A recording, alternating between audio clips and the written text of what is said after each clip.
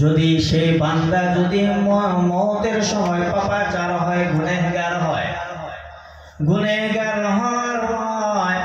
সেই বান্দার জন্য হাজার হাজার ফেরেশতা আসে যায়। তার জন্য ঈমানদারের জন্য কাফনের কাপড় জান্নাত থেকে নিয়ে আসে, আর পাপাচার গুনাহগার বান্দার জন্য সালার বস্তা নিয়ে আসে।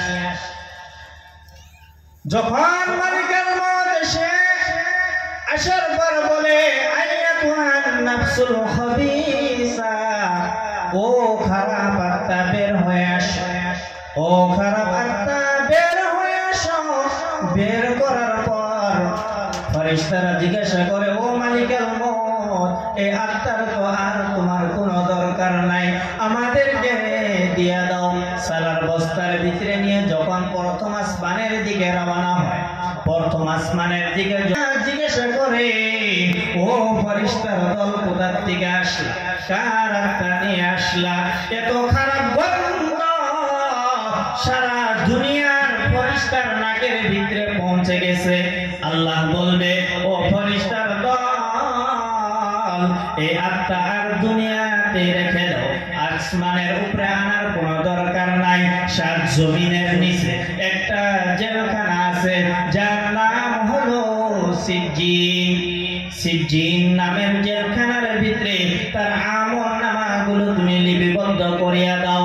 তার কবরে আপনি ফিন্নার, তার কবরটার ভিতরে জাহান্নামের বিছানা বিছায়া দাও, আগুনের বিছানা বিছায়া দাও।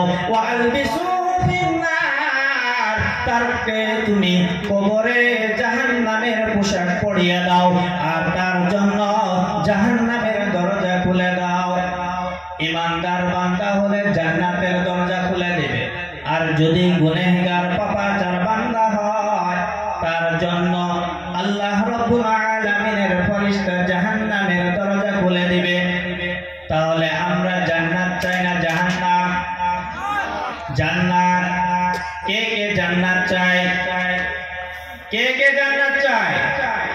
আল্লাহ রাব্বুল আলামিন জানিয়ে দিয়েছিলেন, ইন্নাল্লাযীনা আমানু ওয়া আমিলুস সলিহাতি কানাত লাহুম জান্নাতুল ফিরদাউসি নুজুলা। যার ভিতরে দুই গুণ পাওয়া যাবে, যার ভিতরে দুইটা গুণ হবে, সে হবে জান্নাতি।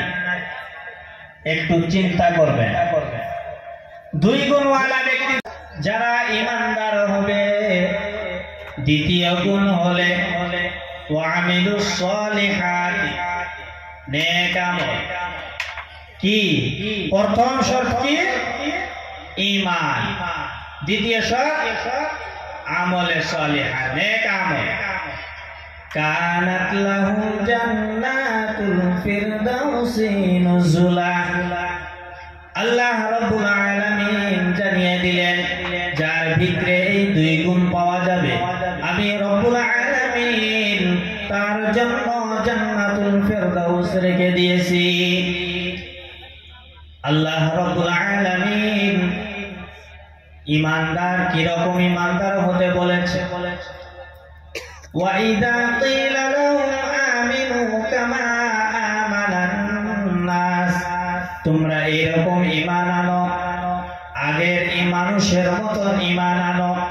আগের মানুষের দ্বারাই মুহাদ্দিসিনরা বুঝাইছেন, হযরতে আসিয়াও হতে পারে, হযরতে সাহাবায়ে ইকরামও হতে পারে, হযরতে আব্দুল্লাহ হতে পারে।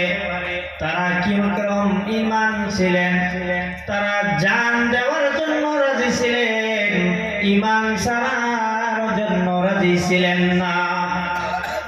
হযরতে বিলাল রাদিয়াল্লাহু তাআলা আনহুকে এত কষ্ট দিয়েছিলেন, পাথরের চাটান তার বুকের উপরে রেখে দেওয়া হতো, মরুভূমি বালুর ভিতরে গরম বালুর উপরে শোয়ায় দেওয়া হতো, আর বলা হতো, ওরে বিলাল, ঈমান ছেড়ে দে, তোকে আমরা মাফ করে দিব।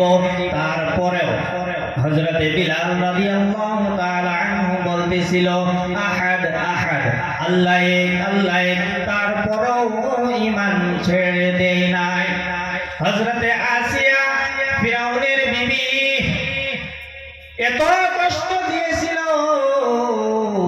হযরতে আসিয়াকে বেরেক দিয়ে চামড়া উঠানো হয়েছে আর বলা হয়েছে ও আসিয়া তাতরুকিল ঈমান এখনো সময় আছে ঈমান ছেড়ে দাও যদি ঈমান ছেড়ে দাও আমি তোমাকে maaf করে দিব হযরতে আসিয়া তারপরও ঈমান ছেড়ে দেওয়ায় রাজি হয় নাই জান দেওয়ার জন্য রাজি হয়ে গেছে ঈমান ছাড়ার জন্য রাজি হয় নাই তাদের জন্য আল্লাহ রাব্বুল আলামিন জানিয়ে দিয়েছেন ইন্নাল্লাযীনা আমানু ওয়া আমিলুস সলিহাতি কানাত লাহুম জান্নাতুল ফিরদাউসি নুজুলা এই রকম ঈমানদারের জন্য আল্লাহ রাব্বুল আলামিন জান্নাতের ওয়াদা করেছেন তো ইনশাআল্লাহ আমরা সবাই জান্নাতে যাব নাকি আজ থেকে ওয়াদা করি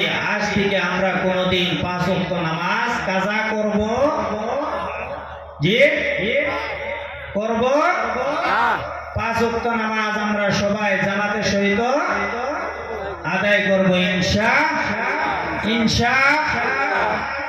ওয়া আখির দাওয়ানা আলহামদুলিল্লাহি রাব্বিল আলামিন আসসালামু আলাইকুম সমস্ত